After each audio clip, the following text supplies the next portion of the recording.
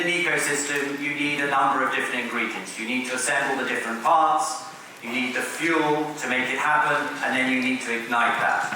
And for our own part, we've been assembling, as you know, in the way that we are doing here today, but we've been doing that right across the world. 5 cities in sub-Saharan Africa earlier this year, in China at the end of last year, and 5 further events here in Europe this year. All told, we've been connecting people, 20,000 people across the globe who have an interest in learning. And so thank you for coming today, but you're very much part of a global community that's trying to drive this ecosystem. So, what's the fuel? Well, the fuel for us is really the business that I founded back in 2003, which is a business called IBIS Capital, which is involved in bringing capital into this market. It's about helping with strategically with both M&A and creating alliances for businesses. And then with that, we've been doing a number of different transactions in different parts of the world. We've done deals in China with Wall Street English, which we took out of Pearson. We've been doing deals in Mexico with learning centers called Harman Hall. And then recently back here in Europe, helping with the fundraising of FutureLearn, bringing in SEEK, the very large employment and education group based out of Australia. So, what's the last bit? Well, it's about igniting this whole ecosystem. And again, for our part, we've tried to do something that is new. What we have achieved back in October last year was to launch the first NASDAQ vehicle specifically focused on education and training. And what we were keen to do was to provide a source of capital for this market, which was using the public markets where there's a huge scarcity of education and training assets, and to take advantage of the cheaper capital and the demand from institutional investors. And so Benjamin and I launched that last October, and it's about combining with businesses anywhere in the world who are looking to access that type of capital and use it to consolidate and grow within the sector. We often get asked why this particular interest, and it really comes down to the fact that we see there is a triple opportunity within the education and training space. It's about globalization, consolidation and digitization, but in other industries that process has been one that has taken place sequentially. In other words, one after another. What's interesting about in the education and training market is that that has been a different process. It's been one where that has happened simultaneously. And that means that it's a very different process, a much more rushed and chaotic environment, while we try and find the different routes in terms of trying to build businesses within the sector. And there are no real clear winners at this stage. But the key emphasis is the fact that it's around these 3 trends that we've been talking about. But back here in Europe, it's not so easy. And the reason it's not so easy is that there's much less capital that's been made available to this part of the market compared to other sectors.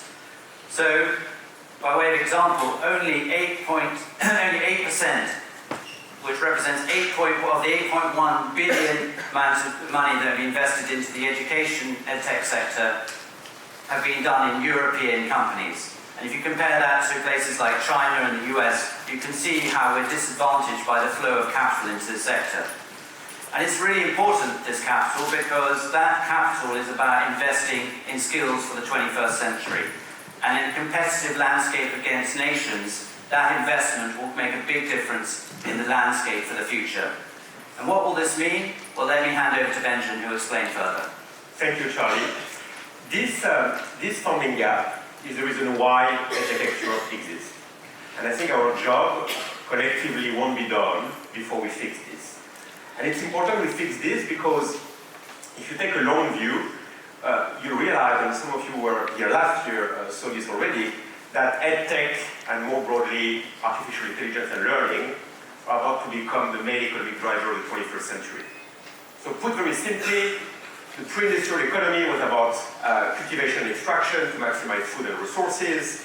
The industrial economy was about manufacturing and services to maximize consumption and profit. And the knowledge economy will be about how we use learning and artificial intelligence to maximize human potential. So after demography, after technology, learning and AI are about to become a a new engine of growth, a massive one. $13 trillion of additional economic growth, according to McIntyre.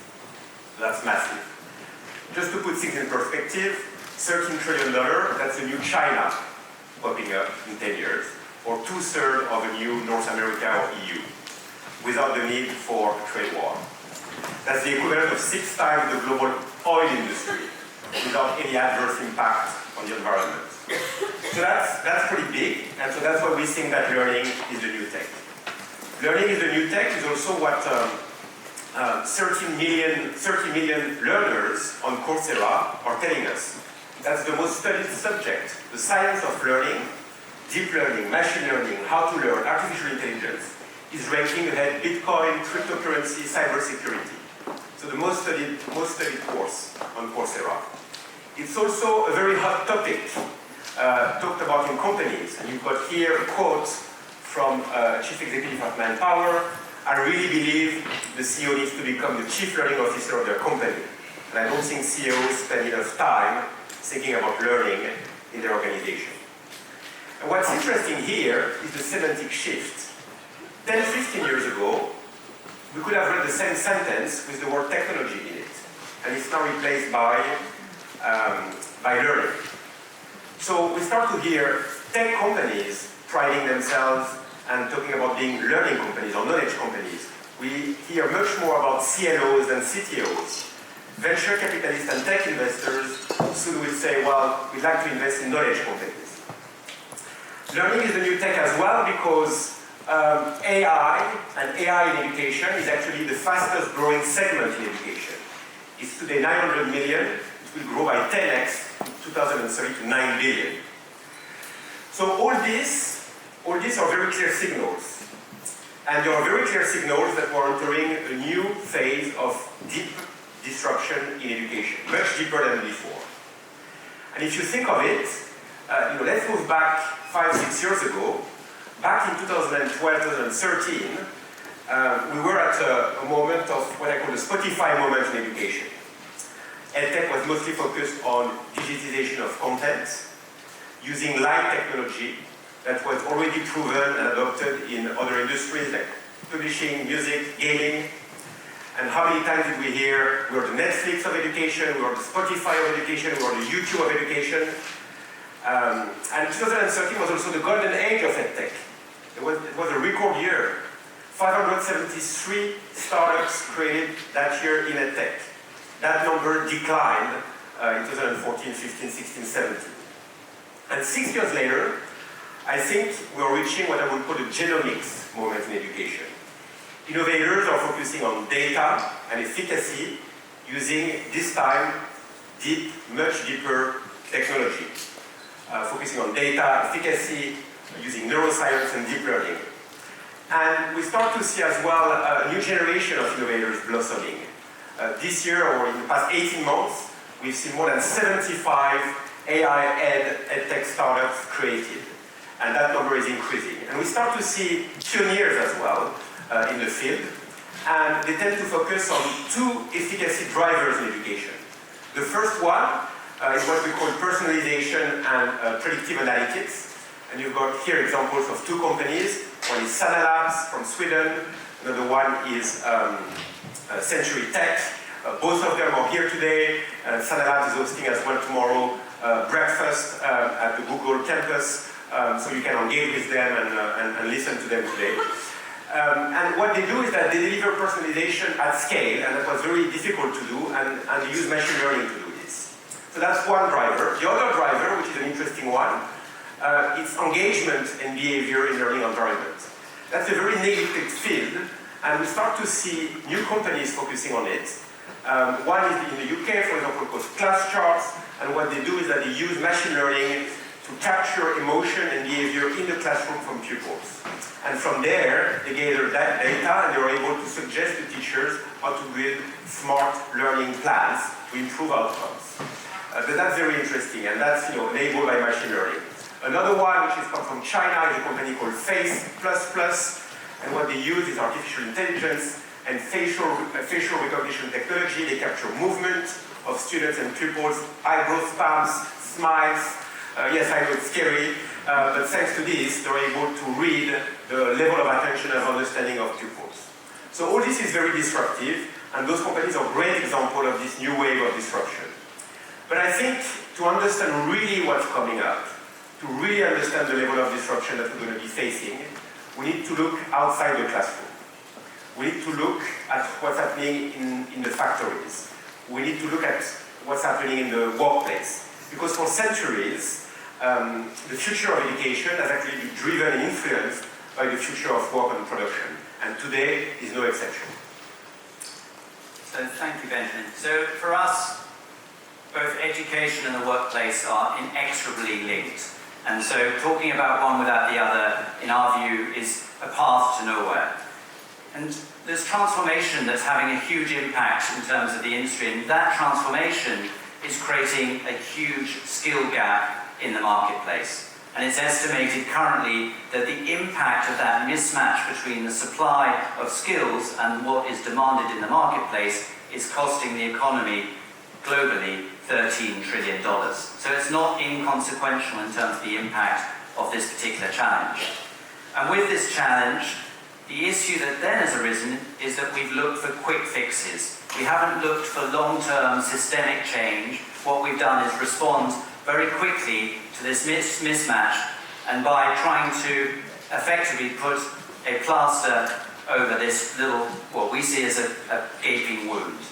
And that upskilling urgency, that desire to change the skills, has led to types of learning and processes which are very prevalent at the moment, and you'll see all around. It's about digital replication in terms of content. It's about bite-sized content itself to make it easier to absorb. It's about informal learning. But the impact of all of that is that it's had a knock-on result in terms of the actual workforce. And what we see in terms of this upskilling urgency is the creation of a huge freelance workforce. So they, in terms of how we look at it, is essentially a bite-sized workforce. A workforce that's responded because of the lack of institutional supply of skills and having to learn in a market which is demanding new types of requirements. And what we see is a huge growth, therefore, in the freelance market. 3 times faster than the typical, the overall global market in terms of workforce growth. And, for example, in the United States, already 34% of the workforce is freelance. And what's interesting about that freelance workforce is that 70% of them participated in skills training in the last 6 months, compared to only 49% of the general workforce, and most of their jobs they sought online. But this message of quick fix is also hiding an ugly truth. The ugly truth is that we're not providing a systemic solution to find these right skills for the 21st century. So, what is the systemic fix? Well, for us, what we are interested in is looking at the process of what we call deep learning. It's not just about how humans learn in a deep way, it's about also deep learning in terms of machines' capability and how we can layer those two together. For us, deep learning is the next big revolution that we're going to see, the systemic fix, and it will affect every industry. It's not a new idea, it's been around since the 1950s, it's come under different names. In the 1950s it was referred to as cybernetics.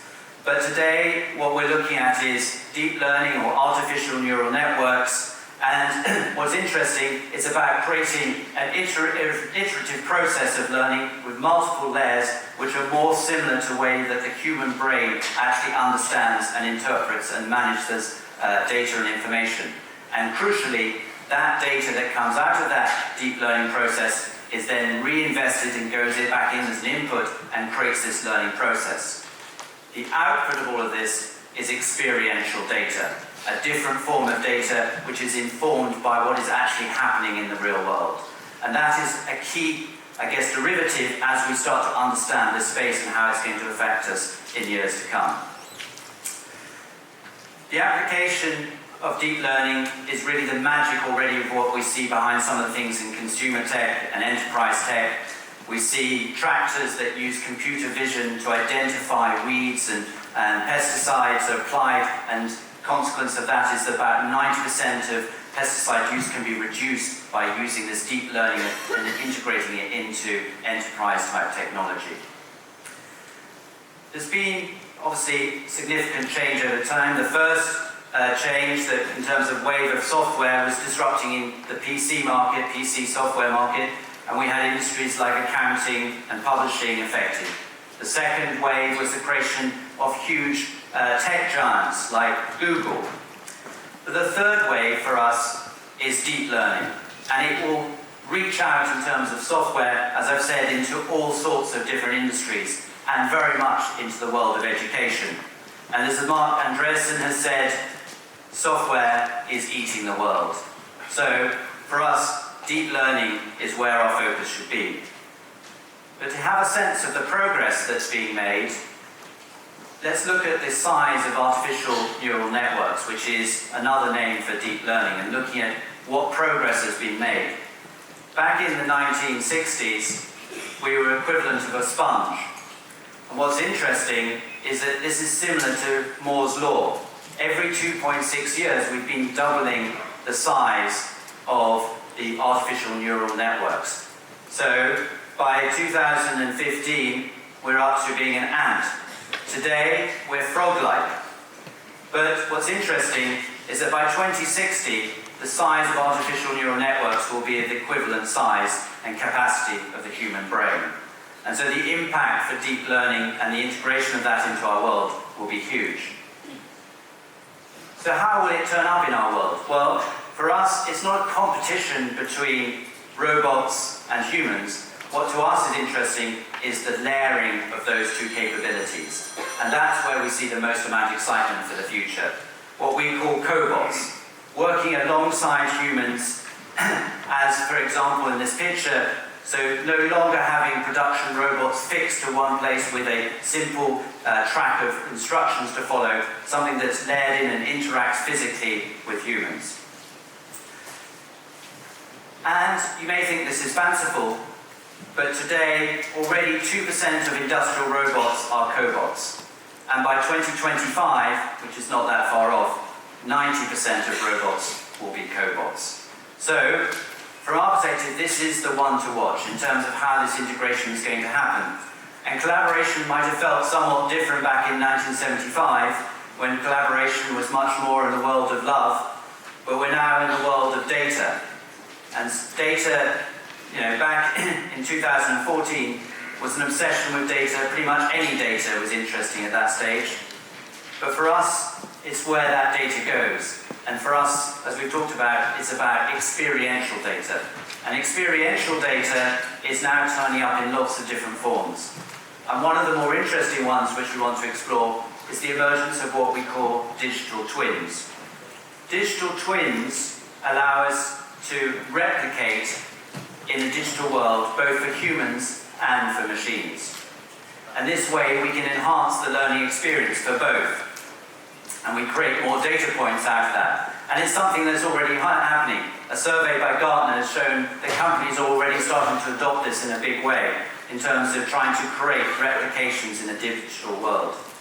You look at GE, who've used digital simulation to be able to create real-world versions and digital versions of what is a jet engine or in many other processes.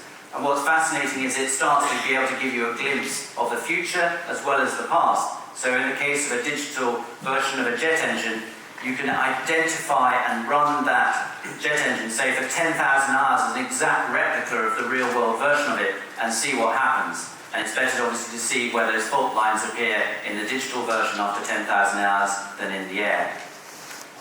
But what will this all mean for us? Let me hand you back to Benjamin. So, if digital twins are for now mostly reserved to smart factories, they could become very soon something of our daily lives and apply to all of us. And actually that's what Open, the new AI company, thinks and wants to do. So what this digital twin was about was basically a replica of a real person. And what was interesting and what's amazing about this digital twin is that digital twin first copied the voice of a normal individual just by listening to him. And then, on its own, learn Chinese and Japanese and is able to translate using machine-to-machine interaction. And so that might seem to you like science fiction, but if you think of it, we are quite far down the road because we are already every day producing data and fragments to build our digital twin. So social media is already collecting and producing parts of ourselves. Same with government, same with municipalities, same with the healthcare system, same with e-commerce. Companies start to capture digital fragments of the skills we have developed. AI education companies start to collect digital records of what we've learned. And so the emergence of digital twins in normal life is actually not surprising at all. And I want to quote a Scottish philosopher, David Hume, which says, there is a universal tendency among mankind to conceive all beings like themselves and to transfer to every object those qualities with which they are familiarly acquainted. We find human faces in the moon, armies in the clouds. So why not? Why not giving a very human face to new forms of intelligence and put them in the cloud? As I mentioned last year, it looks like we are reaching a new stage of evolution. After having spent centuries hunting for food and hunting for money, we are now hunting for knowledge. And we are hunting for knowledge with the help of our digital twins, our digital buddies, to augment our learning experience. And so in a way, a new form of humanity is emerging. One with a capital A and a capital I. One that is collaborative, I hope this word will make it in the dictionary. One that is both experiential and data-rich. And the good news is that this new form of intelligence and learning and experience is not virtual, it's not artificial, it's not digital. This new form of intelligence is still very much experiential. It is intelligence born from new learning interactions and experience between human and artificial brains. And I think we should call it EI for experiential intelligence. So thank you very much, lots of love, and welcome to EdTechX.